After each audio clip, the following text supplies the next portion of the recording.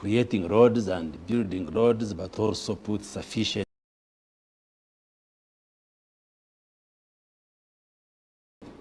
is really the commitment. I think that has been a good thing. Other things notwithstanding, having potholes, having a congestion, having traffic jams. And even the traffic jams you're talking about, yes, the roads are not good, but it also partly reflects increased economic activity in the country. And therefore, Ugandans and foreigners having confidence to come and invest in our country. For me, that is good.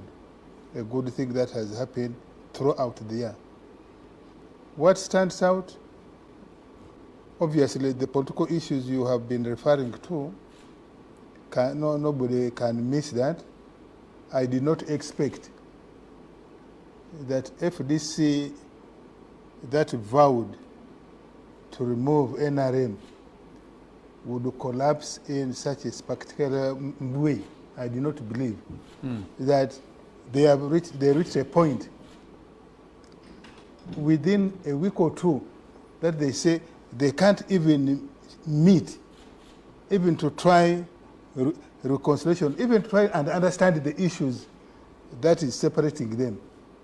That one for me stands out more than any other thing in the political arena. Old man and so you say, these are the people who aspire to lead Uganda. How would they treat others who are opposed to them, or who have been opposed to them, like some of us have been opposed to FDC and this leadership since 2003, 2005, when they started their formation? How would they treat me? If you will come, your time will come. We'll treat you that way. Your time will come. No, you're asking questions. So no, you'll answer when when your time comes. So, yeah, when Semuju said, you remember, you were on this show about a month ago or so, and I asked Semuju, would you speak to Nandalamafawe, and say, never. For me, that stands out more than any other thing. Okay. You talked about the question of security, but this is also the year in which we had that attack by the ADF on Lubiriha, the secondary school in that's Lubiriha. Why I said not other negatives notwithstanding, because the ADF attack partly was to discourage, to scare. And then we had another one. Yeah, even the one of yesterday in Kamwenge, partly is to scare the general Ugandan public that is not safe to move in Uganda, or even to move in those specific areas. But you can go and see the numbers at the airport. You can go and see the numbers at the entry points in Uganda, the land borders. You can go and see the numbers in Queen Elizabeth National Park of Tourists. For me, those can happen. But they have not been able. Why? You remind me the attack on the tourists in Queen Elizabeth National Park, the attack in Kamwenge, in the children, by ADF again. The school children on 16th of June in Kasese. So those notwithstanding negative as they are, Uganda is still generally stable and tranquil. And Ugandans and foreigners are able to do business, even in those same places. Okay. That's important. Old man and Rumenda. Well, without a doubt, I think that there are so many bad things that happen and many good things that happened. Let me begin with the bad ones. The biggest or the baddest, they would say, the worst thing Uganda did this year was the passing of the Anti-Homosexuality Act. I think it was one of those insane acts of Uganda's collective bigotry. Can you allow Andrew people to make their points and then? No. He can be arrested under the law. I hope you will be happy. Yes, I will be happy if you arrest him. So I think one, because I think that the fact that we are so still tied to, we passed this law using Christian and Islamic values, saying this is anti-African, anti-Christian, and anti-Islam, and we forgot that Islam and Christianity were two religions imposed on this society through force of arms, especially Christianity. isn't that Jesus Christ revealed himself to us. Some white people came, beat us up, and then told us. Held a gun in one hand and a Bible in the other? In the other, yes.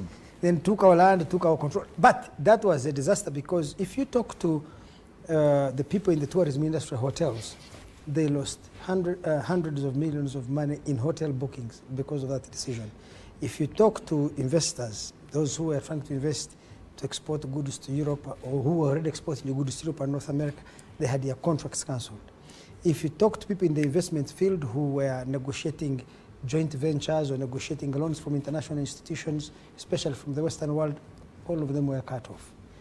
And I don't mind if all that happened because we are trying to do something that is good for our country. Here we were actually trying to exhibit our bigotry and prejudice against a community within our society. It's like if we said people of Kanungu should all be executed, or the people of Bakonja are bad people who should be executed, and we pass the law, and the rest of the world say, no, no, no, you can't do that. And for us, we say, no, no, no, it is our culture to believe that Bakonja should be killed, or Bachiga from Kanungu should be killed. So that is what Uganda was doing. But these are emotive matters of moral taste. It's so difficult to make even an informed, reasonable argument on it. Anybody should be killed. Is that the view of MK movement? Or you are now expressing your own view as Andrew? I think you need to gain control over this heckler. Host of The the man show. has heckled his party I am sorry. to break up. I am sorry. Now he's heckling this discussion Please to proceed. collapse. So that was one. But actually the other good thing which I want to raise, which my grandson Chris Bariomunsi and my other grandson Ofono Pondo did not raise, is the World Bank and the IMF actually produce reports on countries with the best infrastructure in Africa. Uganda is among the 10 countries in Africa with the best infrastructure. Based on?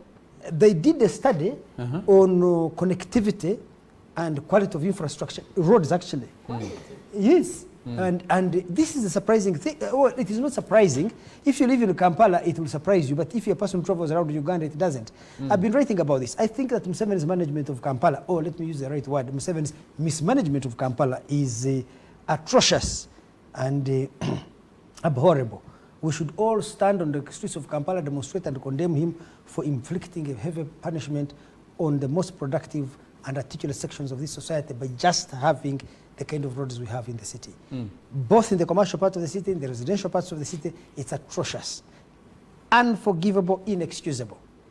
But if you drive out of Uganda, whether you go to Karamoja, or rather out of Kampala, excuse me, you know, so now clearly you see Kampala is Uganda. So if you are driving to Tororo, you're driving to Karamoja, Soroti, Teso, you go to Gulu, you go to Kitugum, Nimule, and of course have you driven that Fort Portal Road? There are two roads that link Uganda to the border that are bad. The road from Karuma to Arua, largely from Parongo to Pakwach, and even from Nebi to Arua, it's not a very good, it's a bad road. And the road from Itiana to Mubende. Those are two bad roads. But the and the section between Mubende and Jojo is breaking up. Is beginning to break up, yes. So, but overall, if you go to, you can drive from Fort Portal through Kamwenge through Ibanda to Mbarara, or through Kazo to Lyantonde. You can a big good road. It was for something different. Sustainable cities. Yes, but when you come, so.